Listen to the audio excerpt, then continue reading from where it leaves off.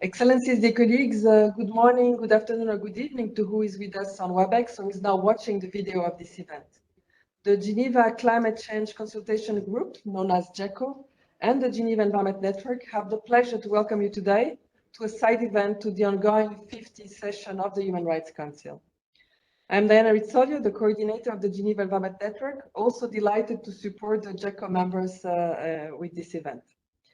This has been another busy week in Geneva for the recently appointed Special Rapporteur on Human Rights and Climate Change, who is sitting here in the room with us. The Special Rapporteur presented his first report to the Council yesterday, with 6 key thematics identified for his mandate.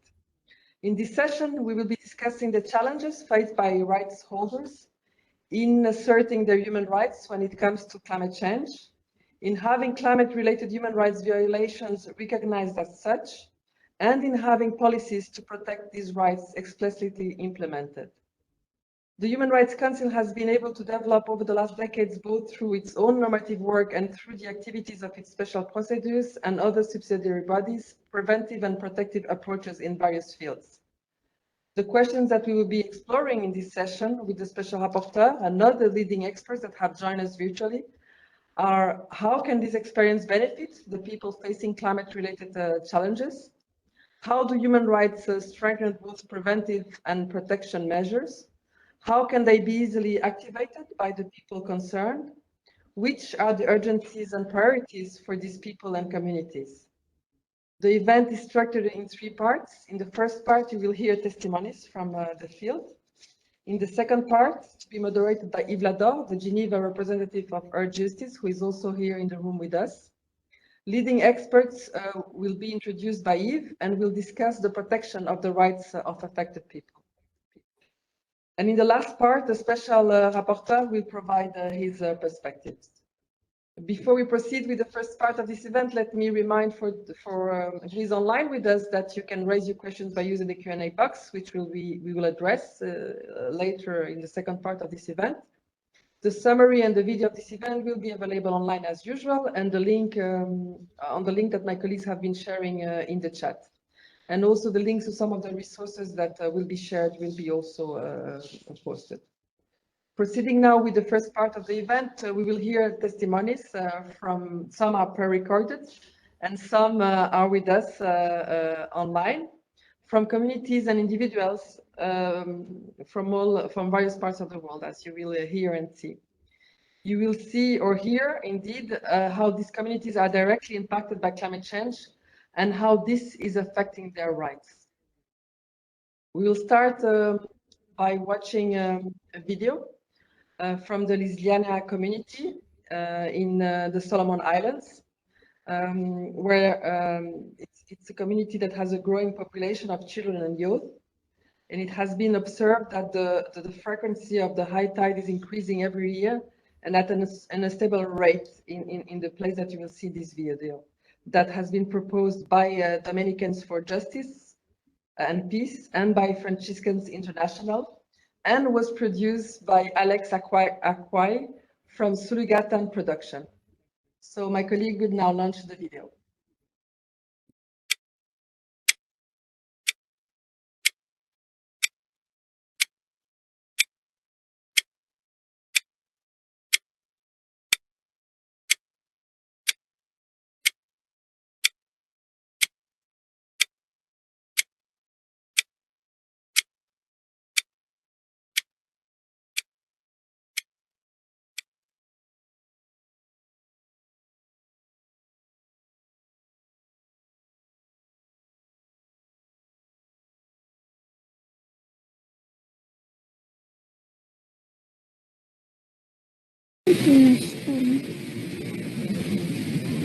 Welcome to Lillesena Village, a community with a growing population of children and youth. Here, in the heart of the village, just in front of the Catholic Church, is the playground for the children. Having no knowledge of what the future holds, these children will one day be looking for the playground.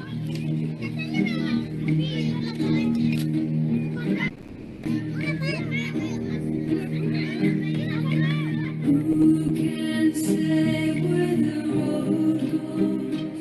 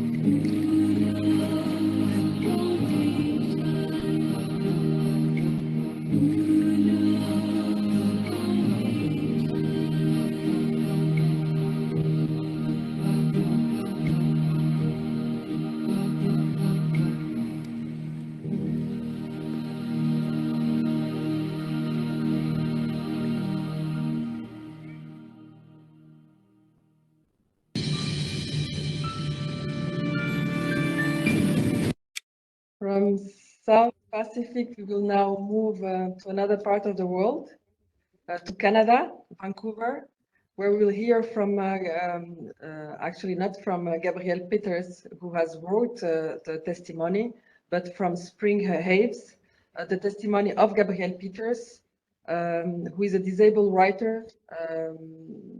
And this video has been proposed by Human Rights Watch.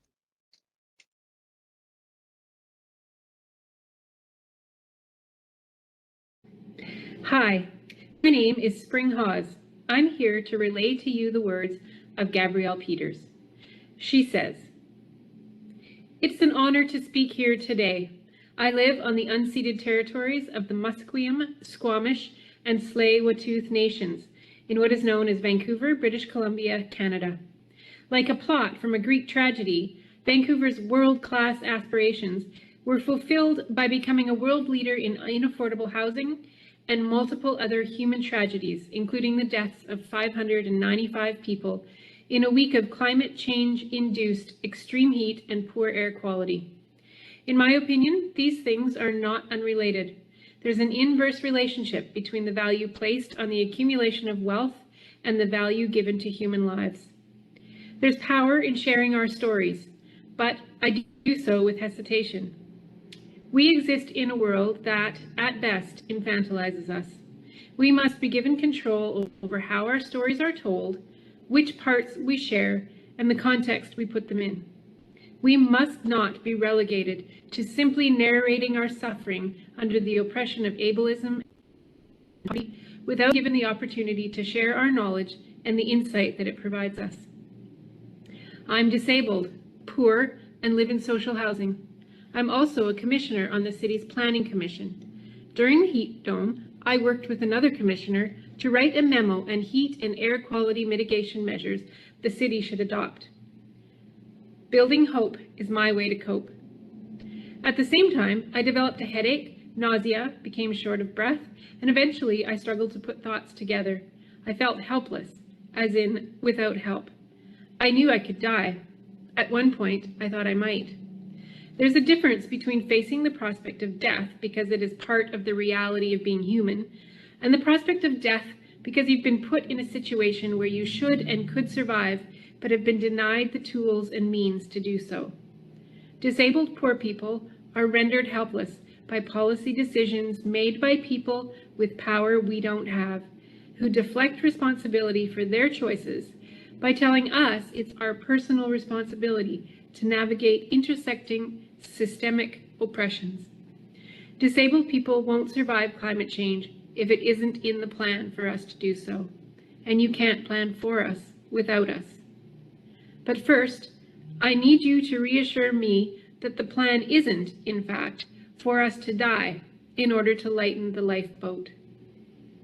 How many times have we seen environmental policies fail to apply a disability lens, offloading the burden onto disabled people and robbing us of what little accessibility we have? We need leaders to commit to working with us to create disability-led plans to lessen and address the impacts of climate change. We can and must create a future that celebrates and supports all human life. We must leave no one behind. Moving on, we are now moving to Africa. We will see a video from Barclay, who is based in the Central African Republic. And this video is proposed by the International Movement ATD Fourth World. And we have with us online Herman van Drien, who will be introducing the video, and then we will play it. Herman, the floor is yours. Thank you. Thank you for having invited ATD Fourth World for this side event. Since 30 years, by the UN recognized International Day for Eradication of Poverty on 17th of October is a unique occasion for people with lived experience of persistent poverty all over the world to speak out and be heard as actors of change and human rights. Last year, the commemoration of this International Day at the United Nations in New York on the theme Building Forward Together, Ending Persistent Poverty, Respecting All People and Our Planet was marked by the short video that we will see now. We'll hear Barclay from the Central African Republic, who took the initiative and decided on the scenario, images, and message that protecting the earth and those who suffer from persistent poverty must go hand in hand. The Paris Agreement included the requirement to embed climate action in poverty eradication, and the Glasgow Climate Pact recognizes the need to ensure just transition that promotes sustainable development and eradication of poverty.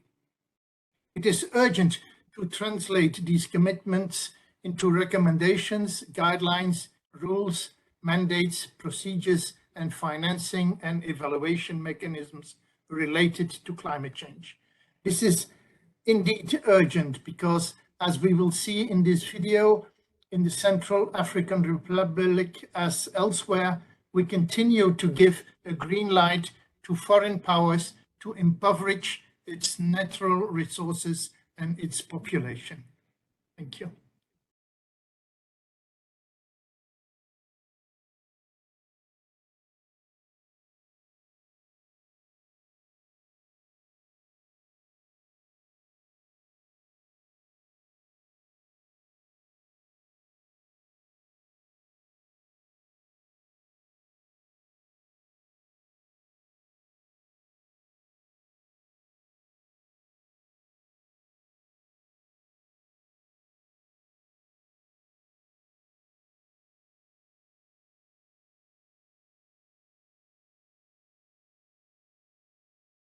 En Centrafrique comme dans beaucoup de pays, tout le monde ne peut pas se permettre de vivre dans de bons endroits.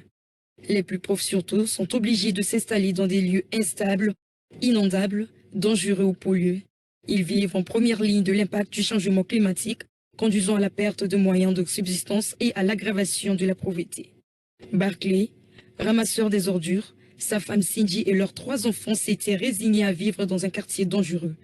Un lieu où, avec une grande régularité, les groupes rebelles et dits d'autodéfense se tirent dessus.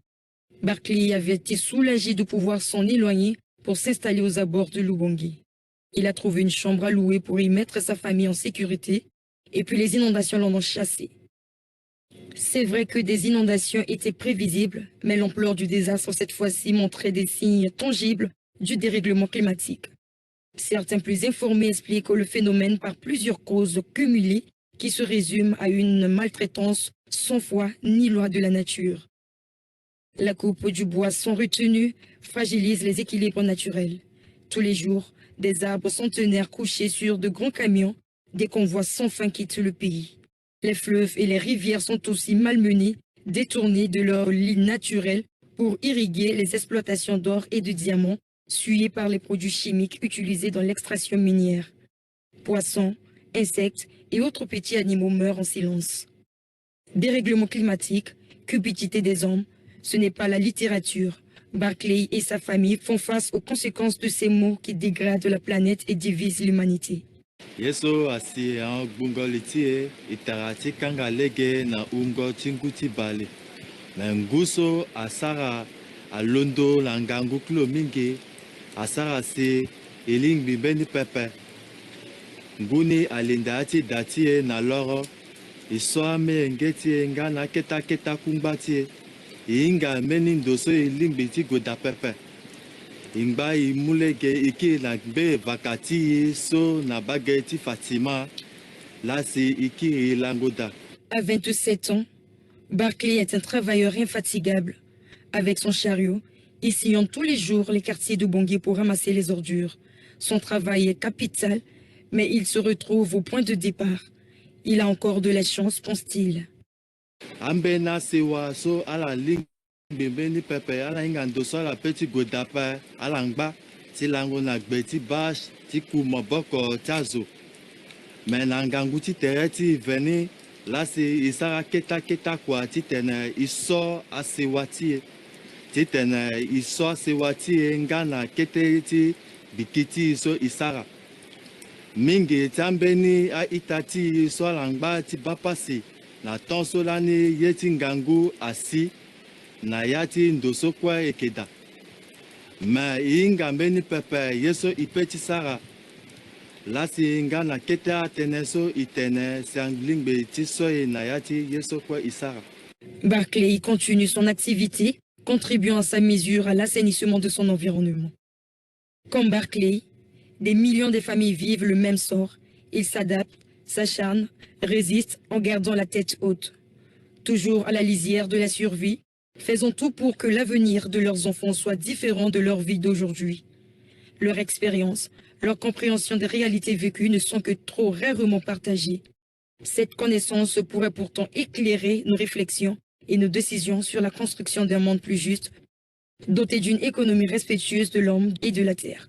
Mbaetie, pasitie, titene ganzoni tenti kwete iduchilanduzu, tenti kusala tie, tite yo melengetie, landuzu, titene ikwe ganzoni.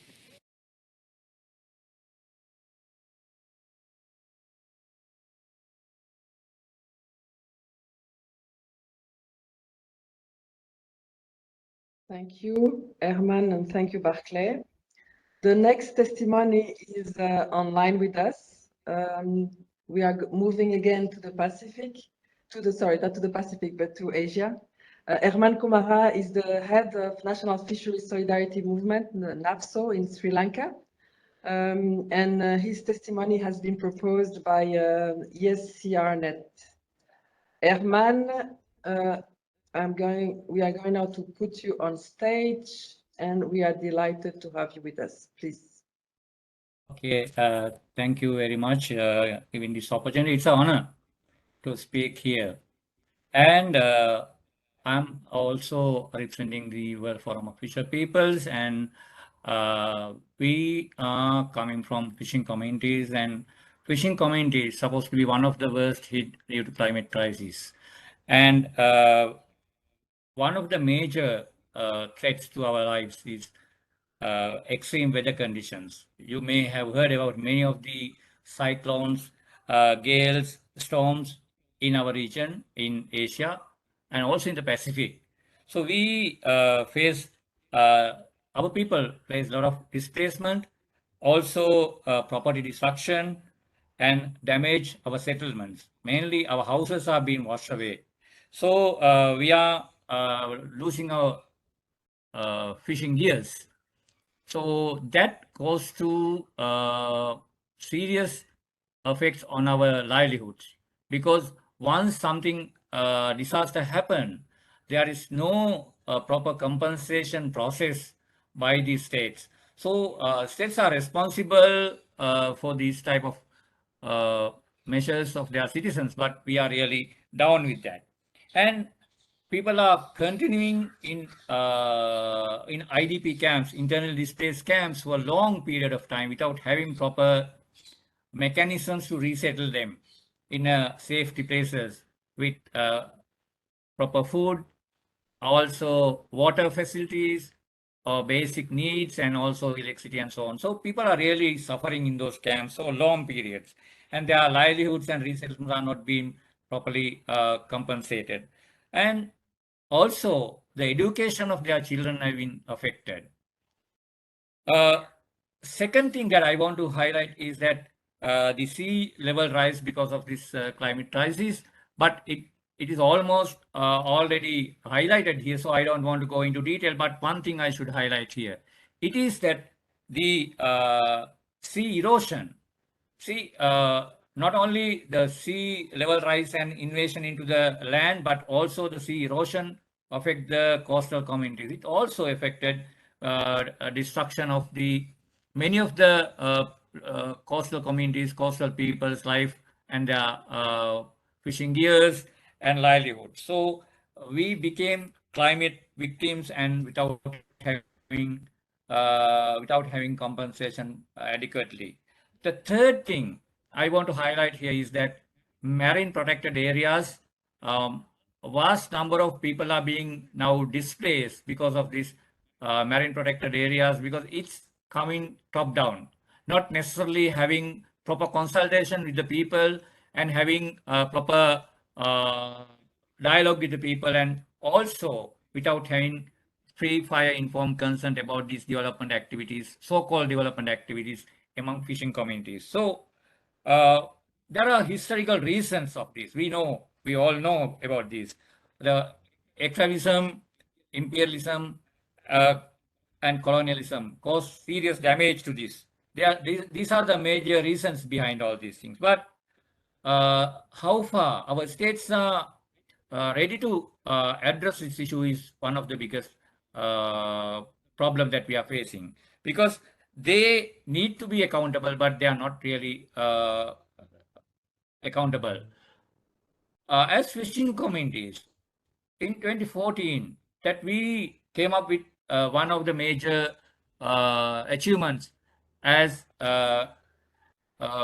global fishing communities to address these issues as affected communities, because fisher people are the worst affected with this climate crisis, and that was the you can see this the voluntary guidelines of for sustainable small scale fishing communities. So this book, it says in the chapter 9, there are nine paragraphs, subparagraphs.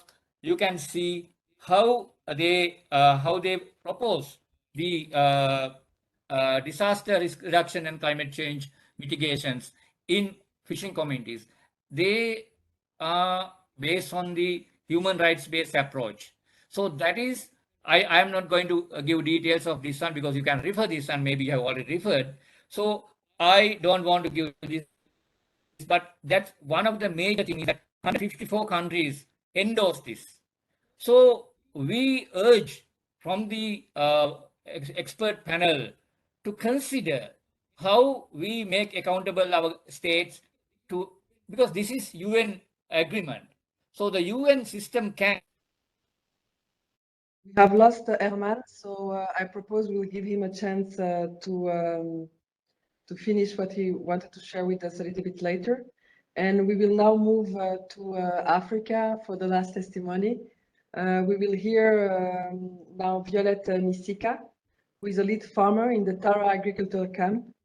This testimony is proposed by CARE, and Violette is actually in the CARE office in Zambia. Violette, over to you.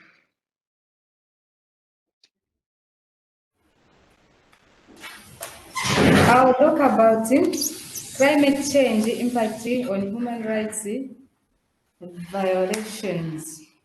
My name is Violet Misita. I live in Zambia, Southern Province, Kalomo District, in Satema Chipdo, Ziangali Village. I have stayed in my community in Southern Province, the town of Kalomo, for about 52 years now. I am a woman having children, 7. I'm a single woman.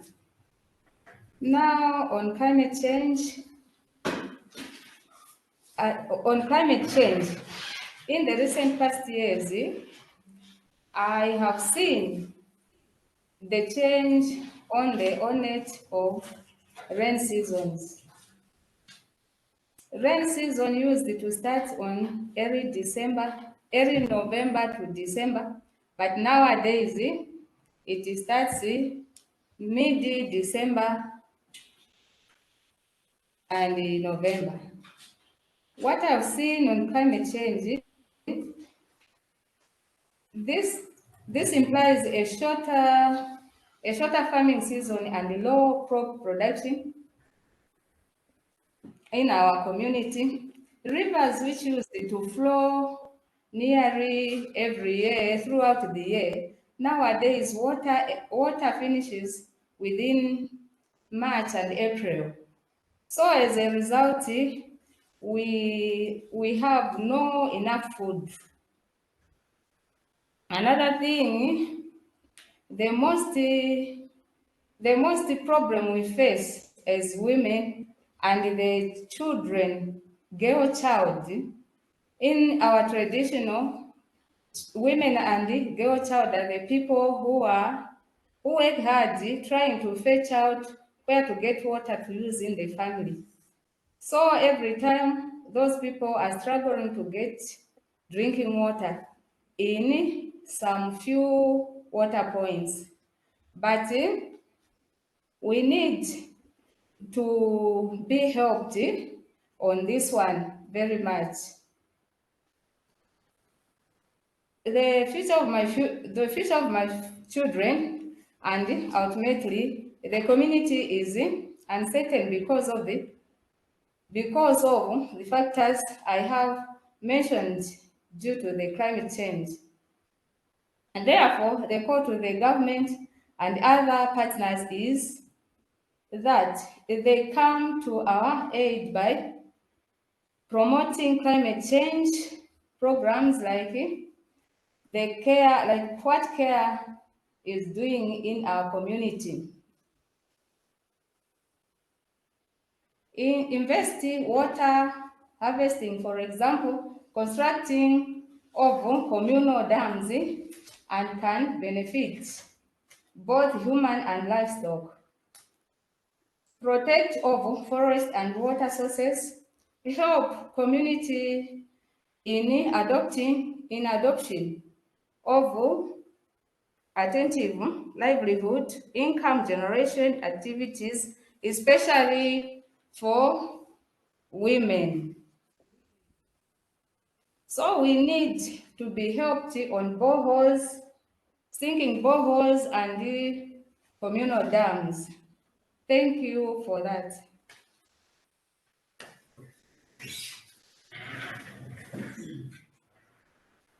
Thank you very much for this testimony and for traveling from your village to the care office where you are standing just now, Violette. So now that we have heard all these testimonies from various parts of the world and clear examples of what people are facing, we are moving to the second part of this event, which is a panel discussion on how their rights can be further protected. This part is going to be moderated by Yves Lador from Justice, who will now chair the second and third part of this event. Yves, over to you. Thank you, Diana. And first, let me thank really all of the speakers we just heard for their very moving testimonies. You are the faces of climate change. You are some of the faces of climate change. And unfortunately, in the discussions we very often have in this field, we don't hear your voices enough. We don't see your faces enough. And very often we don't see the difficulties you have to face. It is striking to see that the difficulties, how much these difficulties are directly related to the daily life, to the way you just have to conduct your days one after the other. So definitely we are here facing challenges in terms of protection of the people who are directly affected by climate change. But what is also very interesting in what you have presented is to see your will to resist, is to see the strategies, your agencies that you are developing in order to cope with this situation and as much as possible, even change the situation in which you are. So all of this is definitely a challenge for the human rights community when we are talking about human rights, and this is why it is such a great news to have now in the whole system of the UN, the new Special Rapporteur on human rights and climate change. But of course, it's a debate that must be extended to the whole of the community. How do we struggle now to protect the rights for all in this new context? So let me first start with Emina. Emina, you are a senior researcher at Human Rights Watch. You are particularly working on how disabled people are affected in this situation. We heard really a very, very moving testimony from Canada, and it shows that this is definitely a global issue. So please tell us how you see this capacity to protect the rights of the people, particularly the disabled people who are affected by climate change. The floor is yours, Emina. Thank you so much, and thank you, Earth Justice, for inviting us to this event today. It's been really such a pleasure to be here and also to listen to all the testimonies and really compelling videos. And I completely agree with you. Usually people who are affected are not around the table. So it's really good to see such a diverse contribution from different parts of the world. And as the past few years have shown, and as other speakers have highlighted, extreme heat, flooding, wildfires, and other disasters are all becoming more intense and more frequent, and are taking a mounting toll on the human rights of people around the world. And as we have seen, extreme weather affects everyone, but they are especially hard on populations that are already marginalized or at risk, including people with disabilities and older people. So in addition to focusing on how climate change is impacting people with disabilities, at Human Rights Watch, we are also investigating the impact it has on older people. And in 2020 and 2021, the UN High Commissioner for Human Rights released reports, so one in 2020 on people with disabilities and in 2021 on older people. And actually these reports were mandated by the Human Rights Council, and they looked into the relationship between climate change and the full and effective enjoyment of human rights of people with disabilities and older people. And the report highlighted that these two groups are at increased risk of adverse impacts of climate change, including threats to the right to life, to health, to food, water, sanitation, and livelihoods. And last year, I did a research together with my colleagues at Human Rights Watch on the impacts of the heat dome in Canada on people with disabilities, and that's how I met Gabrielle Peters, who you heard from earlier.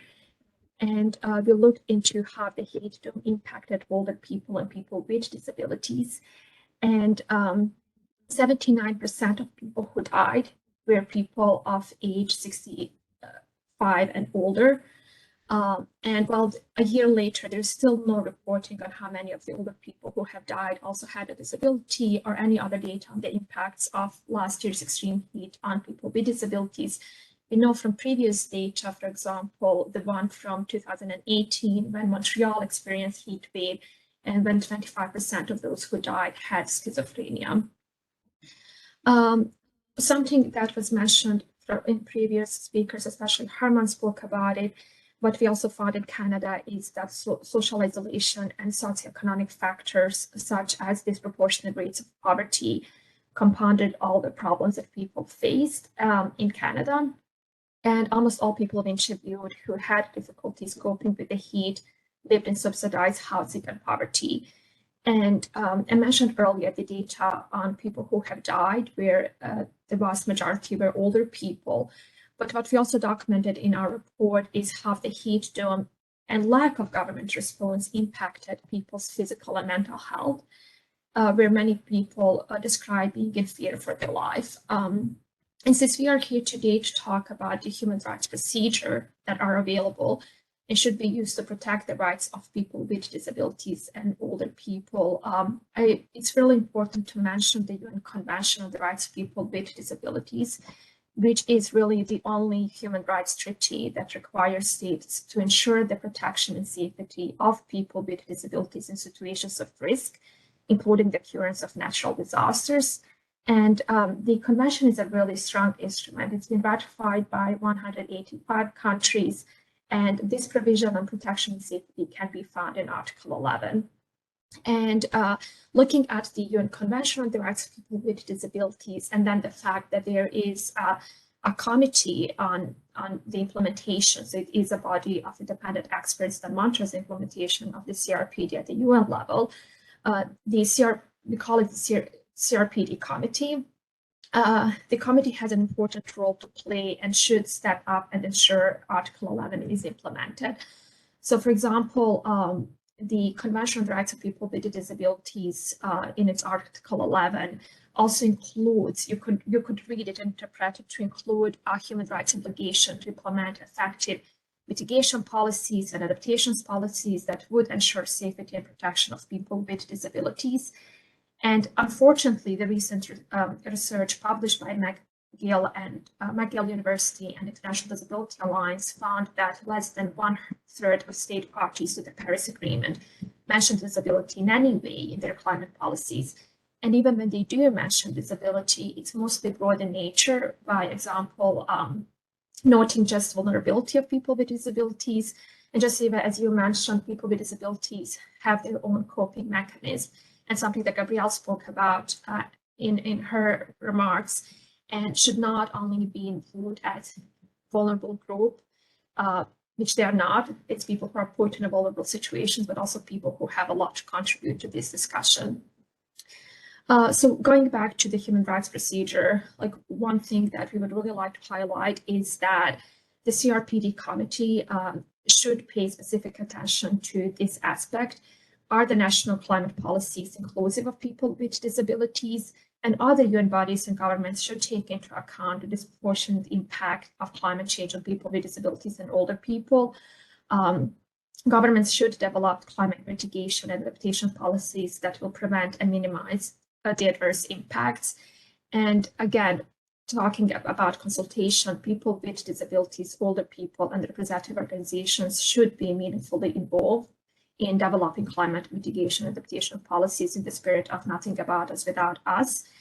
All information should be accessible. We should make sure that people who are blind can participate and access information, for people who have hearing disabilities, for people who need easy to read versions of different reports or information. So just making sure that all information is accessible.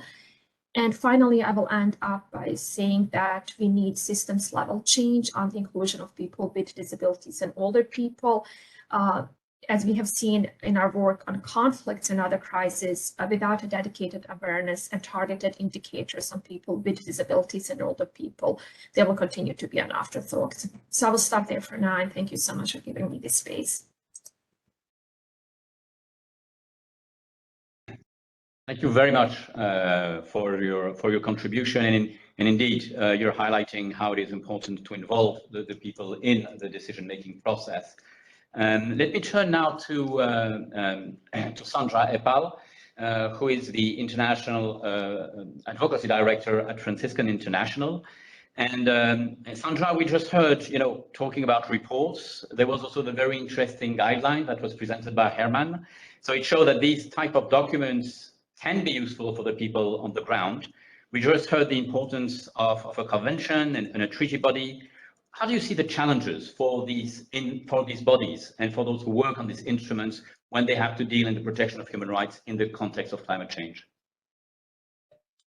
Thank you so much, Yves, and thanks a lot for having invited Franciscans International to join this event as co-organizers, but also to have me with you today. I have to say before anything else that I appreciate each and every intervention, but I feel particularly touched, encouraged, but also revolted and prompted to act by the testimonies that we heard. And I really appreciated Gabrielle, Barclay, Herman, and Violet. So thank you so much for this. Actually, Yves, I'm afraid I may disappoint you a bit, because I have looked maybe more at the potential than the challenges of the system. But of course, I will try to read maybe some challenges into my presentation. Because when I said we should be really prompted to act when we hear these testimonies, I think it's really important to think of the human rights international or UN human rights system, because the system really has, in my view, an important role to play in ensuring a better recognition of the human rights violations linked to climate change and to climate actions that people suffer. And thus in ensuring better access to justice for these violations.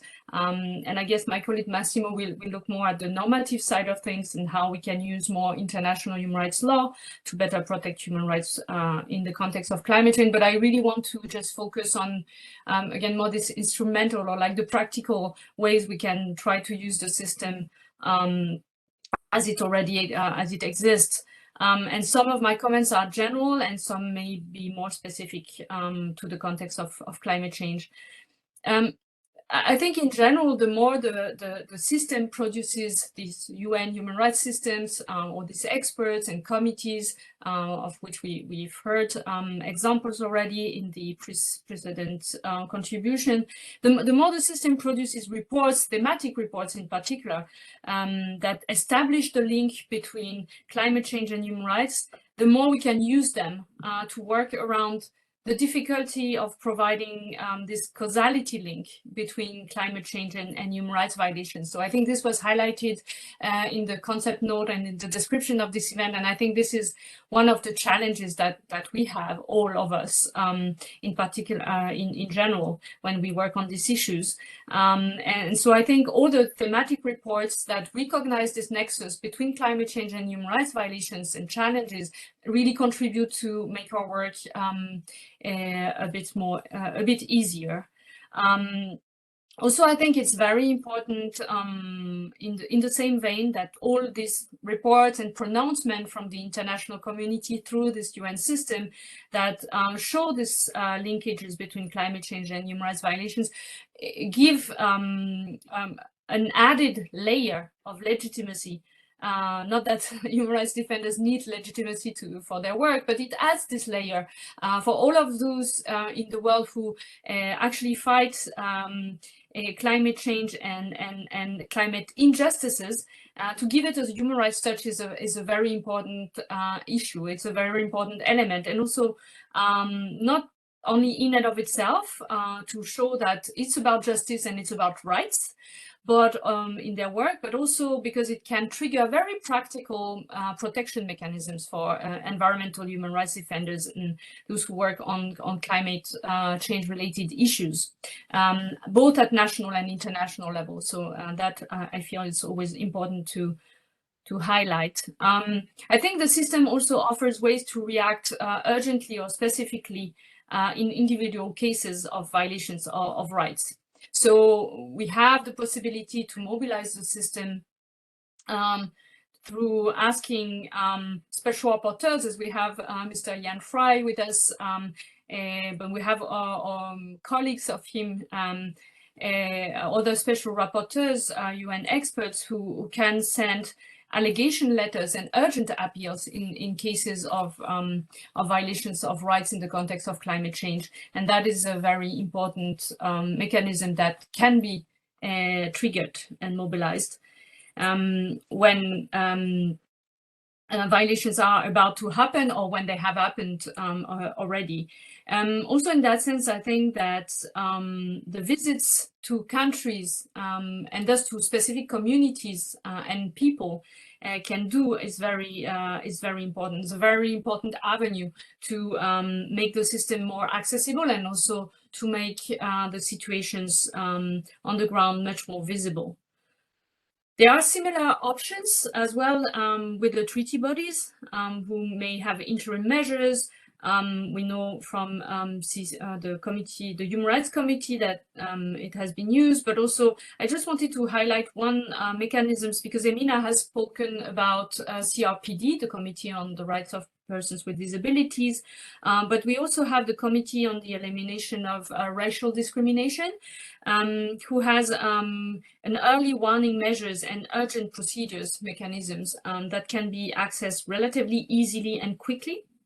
And I just wanted to mention the last one was actually against Canada or addressed to Canada, and it concerned the lack of free, prior and informed consent in the Trans Mountain Pipeline Extension Project and Coastal Gas Link Pipeline in the territory of the Wet'suwet'en people in Canada, indigenous people in Canada. The pronouncement of these bodies in general and procedures are key. So not only to address the specific cases I was just talking about or situations, but obviously as well, in my sense, to address key structural issues that are underlying these situations. And we see that in two cases of or litigation actually that are also available, or a mechanism that is also available with these treaty bodies and committees in the UN. But we see that in the case of the Human Rights Committee's communication in ION Te Tiota versus New Zealand, this case that all the views were adopted, the decision was adopted in October 2019, and it's about a national from Kiribati who was sent back to Kiribati by New Zealand, and where he had sought asylum because of the climate change effects on this island in Tarawa. And of course, the committee didn't found in favor of his particular case, but did say that it recognizes that in certain places, the lack of alternatives to subsistence livelihoods may place individuals at a heightened risk of vulnerability to the adverse effects of climate change. And the committee also recognized that the effect of climate change may expose individuals to a violation of their rights to life and to freedom from torture. So while this is not bringing, so to say, justice directly in the specific case, I think such pronouncements are very, very important for all of us who want to work on this basis at different levels. The same for the CRC case, or the case at the Committee on the Rights of the Child, Karasaki and all versus several countries, including France and Germany, that was adopted in September 2021. It was lodged by 16 children from different parts of the world, and it was to denounce a failure to prevent and mitigate climate change versus against their right to life, health, culture, in conjunction with best interests of the child. Again, here the communication failed on admissibility because the committee found that the children and their lawyers didn't have exhausted domestic remedies, but the committee had concluded that the children had sufficiently justified the foreseeability of the violation of their rights resulting from acts and omissions by state party to reduce carbon emissions originating within their territory. And again, these are things that we can really use to improve climate, or for climate justice, sorry.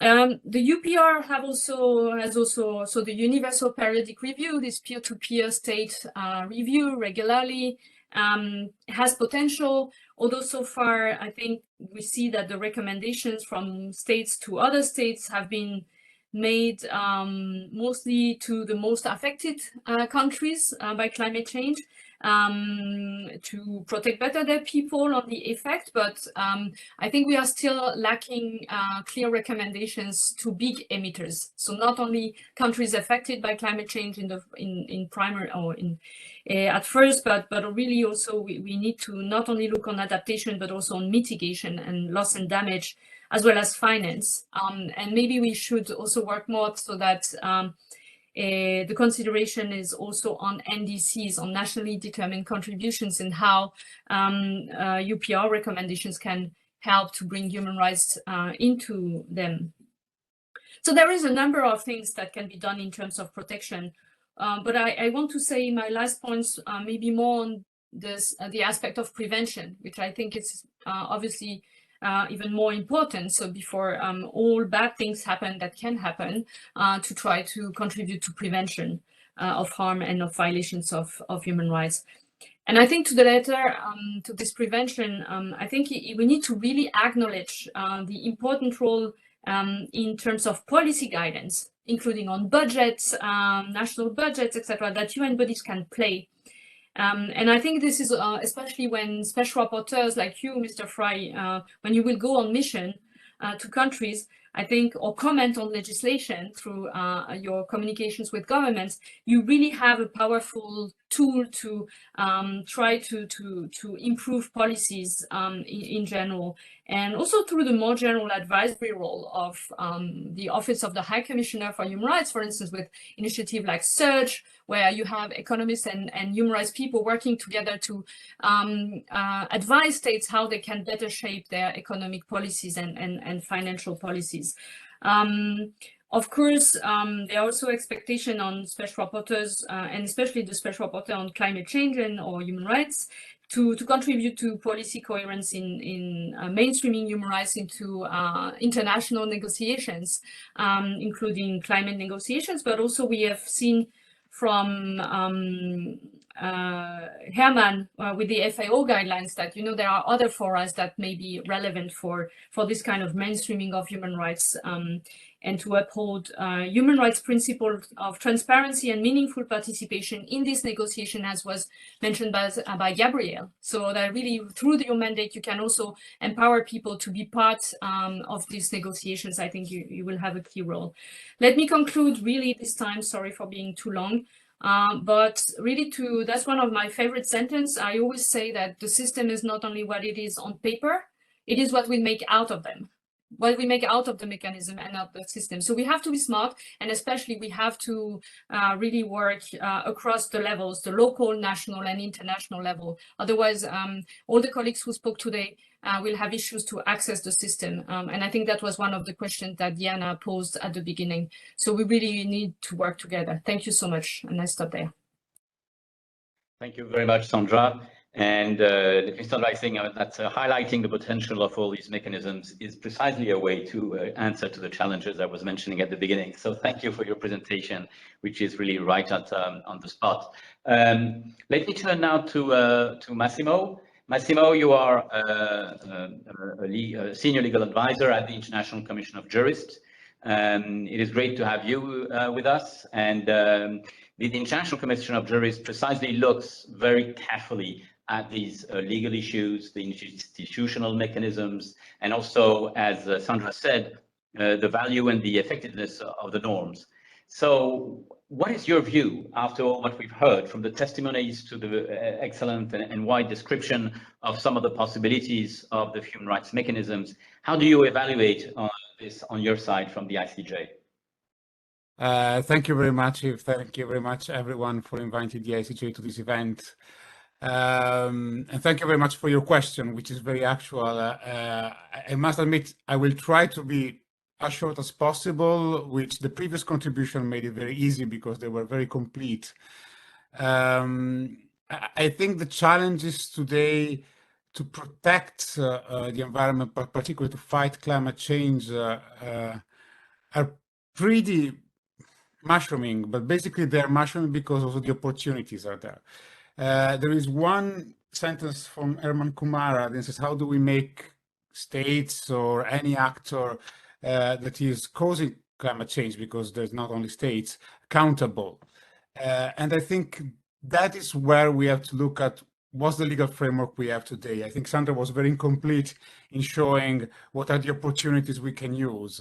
The issue is that throughout time, the rules, the legal framework has developed in different ways. In a sense, we have been used to think, and sorry, I'm a lawyer, in a compartmentalized way. Yeah, climate change is something only for the environment, for the environmental lawyers. It's something very complicated. And so human rights lawyers has often stayed out of it.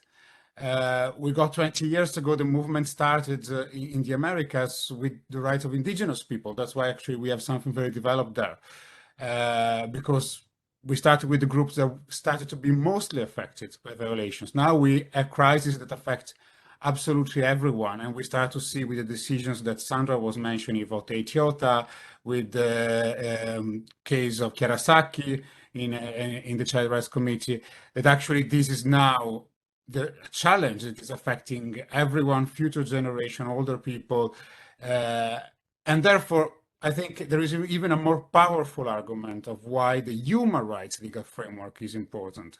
And it is important because it is applicable to everyone to different extents. All states have ratified or have entered obligations of it to in one way or the other.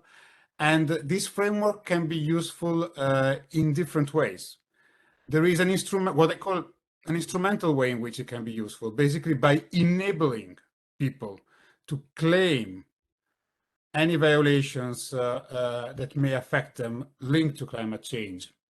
What am I meaning? Protection of the right to freedom of expression, protection which includes access to information.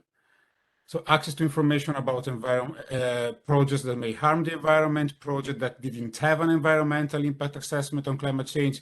We can use human rights law for that. Access to courts. the right to a fair trial, the right to an effective remedy is a very powerful tool to actually keep to account people. As the ICJ, we did, for example, a research recently. We are really working, we are starting a work to try really to marry the work of environmental lawyers and human rights lawyers to go together. And we made a research, for example, on a test country in Turkey, and we discovered that one of the main obstacles was actually the possibility to access to the judiciary, the possibility for victims, for associations protecting the environment to actually access courts, to really claim access to information, to try to fight for having accountability in terms of companies' projects, state projects. So I'm going to actually paste for anyone interested afterwards in the chat this report. That's what we call a bit the instrumental rights. And I think they're very, very important because we need the framework. We need the legal framework to be able for everyone to be an actor in climate change. And the urgency of the situation, I think, does not allow us to just wait that states or companies do their own homework. Of course, it's important that they act, but I think at this point, we all need to act in a legal framework that works to protect those rights. And then the question is, which rights do we want to protect? And we have some examples. We are in a very, very, legally speaking, young field. So everyone might have heard the Urgenda case. This is a case that was developed in the Netherlands on climate change. It made big news, and basically the Supreme Court of the Netherlands found that the right to life, the right to family life as well, was not respected by the government because the government had not been courageous enough in respecting the parameters of the Paris Agreement. This hasn't created a detailed obligation for the government, but still, at least it has created a transparent and accountable framework through which climate change action by the government may be undertaken. And there is also a parallel case on companies. So on, for example, on the Shell company.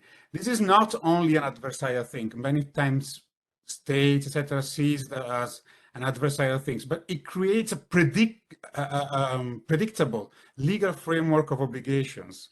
We have seen this also in economic, social, and cultural rights, the way the right to health is implemented or the right to housing. It's through the legal framework, it allows predictability, and it allows also states to understand better what to do. So I think through this legal system, we create actually a dialogue of potential victims, civil society, and the states to actually progress faster towards fighting climate change. But for that, we need something important. We need to start to have the human rights expertise and the environmental expertise to understand each other. Because again, we grew up from very different fields. So, for example, the case of Tei Chiota that was mentioned on the possibility to go back to the country, how much the experts deciding could understand the gravity and the urgency of the situation. I would have a problem myself as a human rights lawyer. And I think what is we will really, really welcome in the development, and I strongly invite the Special Rapporteur also on this angle, is to try to understand how the content of human rights obligation can be interpreted through the lenses of not only the environmental standards, which is important, but also the environmental needs. How the right to life can be interpreted to actually make measures to fight climate change. Either how family life can be interpreted in that field, how the right to health can be interpreted in that way. And that will assist victims, civil society, but also states, and very importantly, states and companies under the business and human rights framework to have the measures, and the obligation through which to act. So this is a field in which the ICJ has been acted for decades, first on economic, social, and cultural rights, through justiciability, through the legal framework, through the legal dialogue. That's the way in which we actually get the implementation and the practicality of rights. So that was a bit my presentation, and I'm very happy to answer any questions. Thank you very much. Thank you to you, Massimo. Really excellent contribution, exactly in the line of what we heard before. So I'd like to thank all three of you for your presentations. They gave a very, very clear panorama of the different mechanisms and institutions that could be used and what's going on. So let me now turn to Professor Fry as the new Special Rapporteur on human rights and climate change. Actually, my task has been made very easy because we heard questions addressed directly to you, but let me perhaps put them in two categories. We just heard that there is some need, but also some progress which have been made in terms of the legal culture. And so in this perspective, how do you see your mandate on one side strengthened this process within the human rights institutions? How do you see that you can perhaps move these different institutions as they have been described? And also, and this has been said several times, for example, the question of disability, but we can have a long list of issues which are not really taken on board within the UNFCCC process when they are making decisions that will directly affect the rights of the people. So how do you see your mandate being also able to act on this second part? Professor Friday, the floor is yours. Thank you very much. And I might answer your second question first, and because there's such good examples that we've seen from these videos. I mean, the concept of a heat dome is a totally new concept that we really haven't realised before. And you know, the issue of people with disability being stuck in these circumstances is quite extraordinary. In near where I live, we experienced severe flooding, and the people who died were the people with disabilities because they couldn't escape. And these floods are extraordinary. You know, and as we saw with Barclay's example, the issue of you know, this crossover of impacts of climate change from deforestation plus extraordinary weather events brought about by climate change are sort of multiplying this effect. And then we see these issues of sea level rise, you know, flooding of villages in the Solomon Islands, and I've seen that for myself from my own experience in Tuvalu, where you're just getting this sort of creeping problem. And so connecting the sort of human rights community to these issues, the issues that we saw from Violet and the problems associated with women being in particular circumstances as a consequence of climate change, the rainy seasons changing. These are growing and new phenomena, and we're only starting to realise the connection between the impacts on human rights and the issues of climate change. So there is a need, as Sandra and Massimo indicated, to really draw attention to these issues, you know, in the human rights field, and you know, and make that connection with the climate change negotiations and the climate change arena. And so we do need to you know, identify these issues. You know, we've traditionally seen the human rights area you know, as particular impacts, and now we're seeing an issue of a global impact affecting the rights of people, and particularly rights holders in vulnerable situations. So we've got this new overlay of a global problem. And so, you know, the human rights treaty bodies are now having to deal with this sort of global problem rather than sort of individual issues. And so that creates a sort of new perception and complexity to deal with those treaty bodies. And in the same arena, we have, you know, sort of looking at the climate change bodies, you know, there has been traditional pushback on consideration of human rights. Certainly, I was involved in negotiating the Paris Agreement and working with colleagues to ensure that human rights were incorporated in the Paris Agreement was a struggle, because you know, a number of people couldn't see the relevance of that issue. And just in the last few days, having meetings with various countries, you know, who have traditionally opposed, well, my mandate, and trying to get an understanding from them of why they were concerned about that issue, I think I've been able to bridge some of those concerns. And this will be a main part of my work, I think, is to make that link between the human rights aspect and the climate change, and to get people to understand that we're in a dramatically changing world, and we have to realise that human rights are a major part of this dialogue on climate change. And so we have to, you know, I've often used this sort of analogy that we've got two parallel universes. One sort of deals with climate change in the Bonn area, and we've got the parallel universe of human rights issues, and they don't often talk to each other.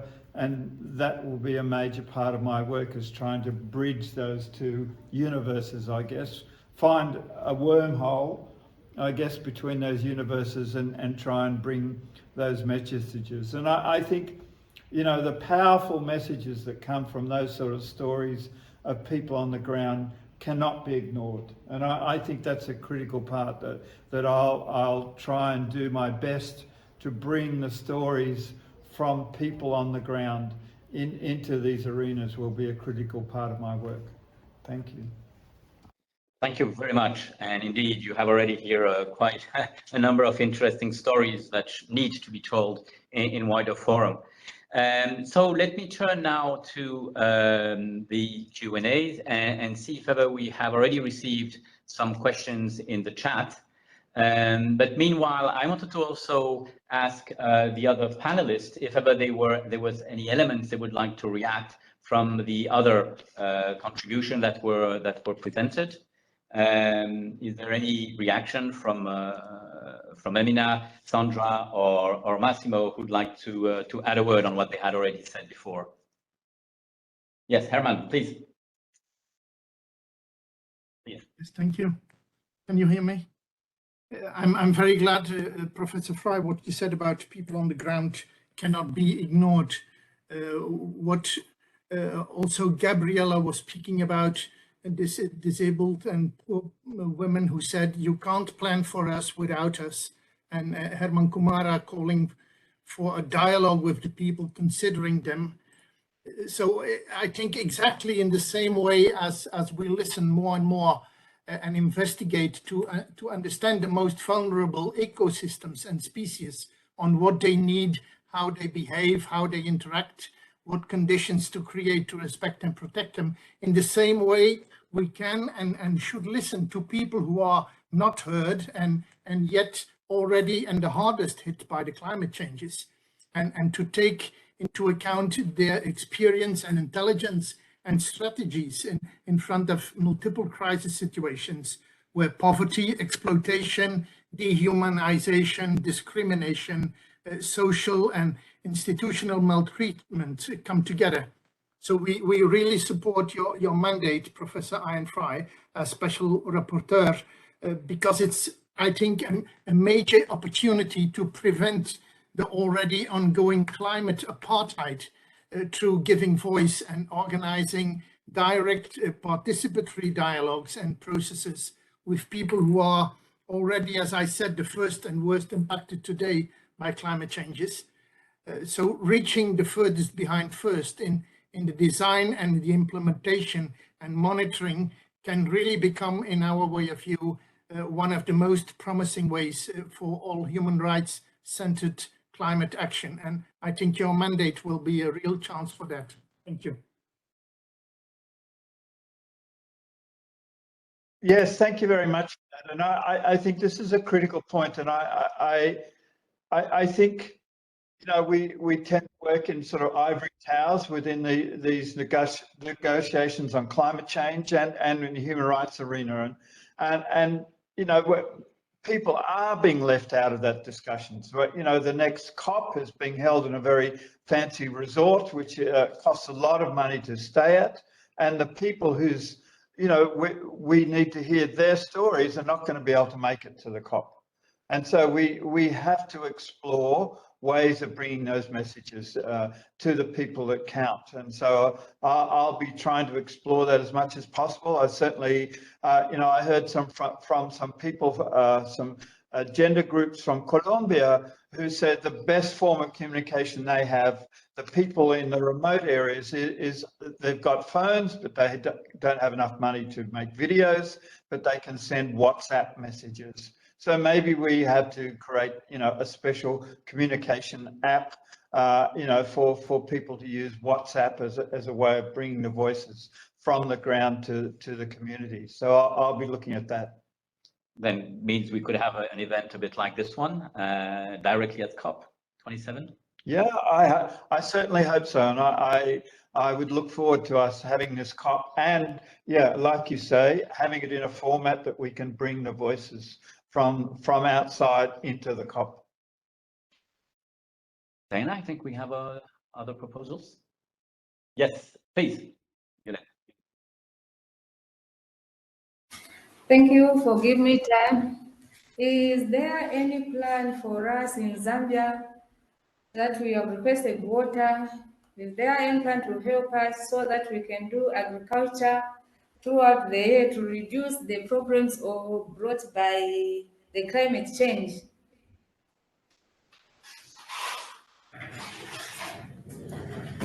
Yes, I mean, Zambia is very prominent in climate change negotiations. And I've worked with colleagues in the least developed countries, and so Zambia is there. But the issue is around this whole problem of negotiating loss and damage, and there is a strong pushback by some key developed countries to have a proper and reasonable dialogue on loss and damage.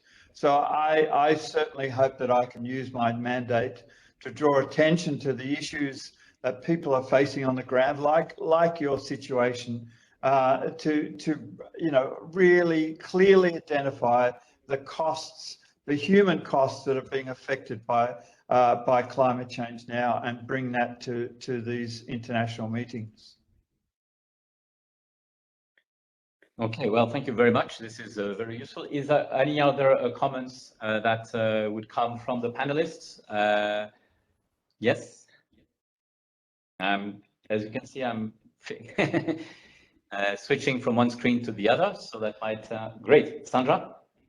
Yes, no, thank you. I just wanted to maybe react to what has just been said. I think what Violet just said, or her question, really kind of struck me, because of course we are talking about different levels, I guess, of actions, and what we have been discussing today is kind of mid to long-term actions. We have all tried to show that the system can be mobilized rather quickly, but still it's really what it is, right? And it will not bring immediately water to Zambia, to farmers like Violet. So I guess on the top of everything that we have been saying, and I really think that it is very, very important to fix the structural issues. We need political will, etc. We also need commitment of countries, and in particular, obviously, countries who have the means to really support with urgent aid and humanitarian aid, etc. We see, I mean, Zambia has been spoken about, but we heard in the recent days about Somalia. Again, it's a catastrophe in the making, again, drought, etc., and not talking about floods in Pakistan, India, etc. So I think it's even then, it's very evident what I'm saying, but I think more than ever we need countries to be in solidarity, and we need a lot of aid, and we need a lot of support, including also to UN agencies who will make the work at the local level, and FAO, WFP, and other. Thank you. Thank you very much, Sandra. Indeed, there are other elements. Massimo? This time I'm not going to forget the microphone. Thank you very much. No, basically it was following up on what Sandra said, because It is really problematic from the point of view of a lawyer. The fact that, yeah, everything that's going to come is going to be mid and long term, while the emergency is right now. And I think there are ways in which the human rights system can do something with interim measures and etc. But on the issue of climate change, effectively, in the immediate term, that's where probably the expectations are the low end. I'm reminded, basically, I was thinking while the talks were ongoing about the cases of Karasaki, basically the case of the children on the Committee on the Rights of the Child, because probably it's my father's side, and so the children element, the future generation element is very important, and this is where I think one element of the fight is to think that the human rights struggles, that the use of human rights law we are doing at the international level in the mid and long term is very important. It's also because we need to start to think with certain categories which are of the environment, like the intergenerational principle, this complicated word that says we need to look at the impact also that there's going to be on future generation. These are all foreign concepts for human rights lawyers, but we need urgently to start to get this thing in the minds of the decision makers. So this is kind of the slow term work, which needs to be done fast, but we'll probably have germs in 5 or 10 years, which is already too long. But I really think that every effort that can be done on that side will bear fruit. Yeah, that's the point of view of human rights lawyer, in which we have to basically sit down as human rights lawyers and try to learn from all the victims, from all the testimonies we heard today. Personally, I learned quite a bit about the urgency of the situation. And I think we should just make a step back and really understand what's the impact and the fact that the urgency is now and is not in 5 or 10 years or at 2 degrees, as everyone is discussing, but is really now. Thank you. Thank you. Emina, I think also, I can give you the floor, Emina. I think you had a comment about some of the progress also that have been made for people with disabilities. Okay. No, I just wanted to comment on the intervention made by the Special Rapporteur, and it's really, it's a comment, but also a question on trying to understand how his office is planning to include people with disabilities and older people in the work that he is planning to do. It was really good to hear that he mentioned the flooding last year in Germany, where 12 people with disabilities who lived in institutions died because they were not evacuated on time. And so it would be really interesting to just hear a little bit more from him on that perspective. And we would also just like to remind everyone that last year there were big news because a minister was denied, and actually not denied, but was not able to participate at COP because of lack of accessibility. And again, going back to that comment that I made earlier, where we have to make sure that these spaces are accessible to people with disabilities. It made news last year because it was a minister, but we have to also remember that it is reality for people with disabilities on a daily basis, that they are denied participation because of lack of accessibility. So just thinking about that a little bit more and wanting to reiterate it, especially because the next COP is already inaccessible because of the of how costly it is, but that adding to that, are we going to make sure that it is physically accessible and otherwise accessible to people with disabilities? So yeah, that was my final comment I had. Thank you so much for giving me this time again. Thank you. And before I turn to you, Professor Fry, I think Herman had also a comment to add, and I think it goes a bit in the same direction. Herman? No, I just wanted to say that on the question of participation from people who are the most and first hit by climate change, we have the experience with the Special Rapporteur Olivier de Schutter on human rights and extreme poverty to have different participatory dialogues with people in different regions that enlightened a lot his reports on persistent poverty, and also the report he's presenting today or Monday on social protection. So there are really ways of having quite strong and quality dialogues with people all over the world, with special rapporteurs, and to be taken into account. It was just an example I was giving. Sorry. Yeah, very relevant. So Jan, perhaps I'll turn to you, and then I will ask Violette if she has a final word to tell us. Unfortunately, our friend Herman from Sri Lanka has not been able to reconnect. We're really very sorry that he was disconnected, and we're very happy that we've been able to hear the main part of his contribution, but we would have liked him to participate to this part of the dialogue too. But Violette, afterwards I will give you the floor just before we get the very final closing. Jan? Yes, thank you. And I want to just respond to a couple of comments made by Massimo when he spoke earlier. Critically, the issue of access to courts is a fundamental issue, and I've certainly identified that as one of the issues I want to deal with, particularly for children and youth getting access to courts. And so I'd be happy to collaborate with you as much as possible to see how we can enshrine that sort of principle. And the other key principle that I want to focus on, again, with this sort of theme of youth, is this intergenerational equity.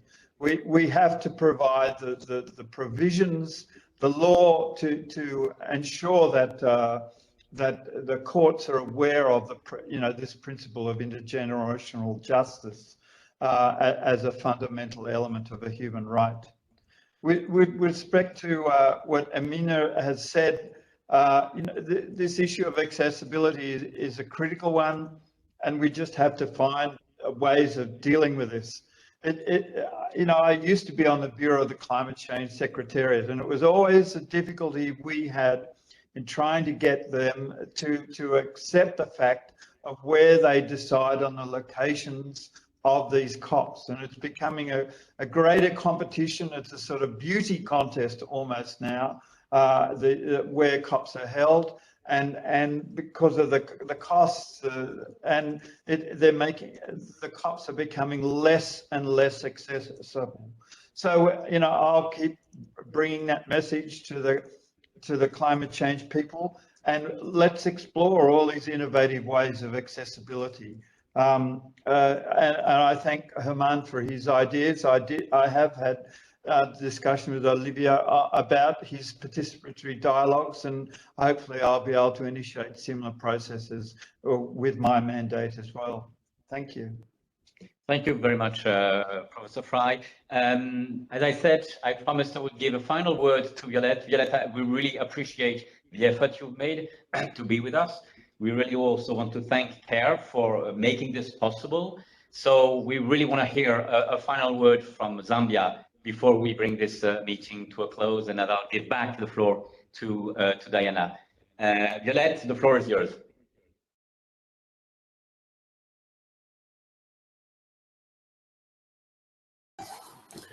Hello, thank you so much. It's been a very successful meeting, very educative on climate change. And our person who was giving the testimony, at least she had a lot of information on her hands, which was able to share with you there. Once again, I must say, even if it was a bit difficult to identify who we're going to bring, I think that the person that we've given you is the best and was able to deliver. Thank you so much. So now we are getting to at the end of our time, but I want to thank first all our partners for all of the testimonies, the videos that were brought, and also the persons who were able to join us. There was a lot of work behind the scene, so a great warm thank you. This is an experience we hope to continue. We have heard how much it is important to have these voices from the field to understand better what it means, what are the daily lives in the context of climate change. So we really do our best to continue in this direction. I want to thank also the other contributors, the speakers for the second part. This was a very, very rich and I think extremely relevant series of contribution. And I think the dialogue we had afterwards was really excellent. And finally, Special Rapporteur, Professor Jan Frey, a great thank you to you for your availability, for the fact that we have been, you just presented your first report to the Council. It was quite an experience for all of us to work on this, to talk about this. You just had yesterday your dialogue with the states. Things now are moving forward. So thank you for the dialogue that you've been establishing with the civil society. And I think this is a very, very promising first step. And my final words goes to Diana, to Harvey, to Alice, and to the whole team of the Geneva Environmental Network, without who this would not have been possible. So Diana, I turn back the floor to you with my really very warm thanks. Thank you, Yves, and indeed it's also my turn to thank you for bringing the idea of this event with the other colleagues that you have seen that were online with us. It's now time to close the event, so as I mentioned at the beginning, the links that have been, the documents and the resources that have been mentioned by the various experts that were with us today will be available on the webpage of the event, as well as the video and the summary of this event. And we look forward to engage with the Special Rapporteur when he comes back. He's still in Geneva next week, but also when he will come back later on other occasions. We all look forward to follow your work, being it at the COP at the end of the year in Egypt, but also you were recently in Bonn, where a lot happened also, and you will be in Lisbon next week. So we'll certainly also follow how you are bringing those messages in all these important environmental related or climate related negotiations. Thank you all. Thank you so much. It was really a pleasure to have you also from the field. It's something that we should do and that we try to do when possible. And for those who are interested in our activities, just to mention that early next week, for those who are not here following the Human Rights Council and the panel discussion that will take place on Tuesday on climate, we will be at the Lisbon Ocean Conference, and there are also a lot of interesting events, and some of them you will be able to follow them online if you are not traveling to Lisbon. A lot of these interesting things. Our team will be active on plastic issues, but there are many other issues related to the ocean, including on climate, that are happening on Lisbon, and where stakeholders from Geneva and from around the world can also join online. Thank you all.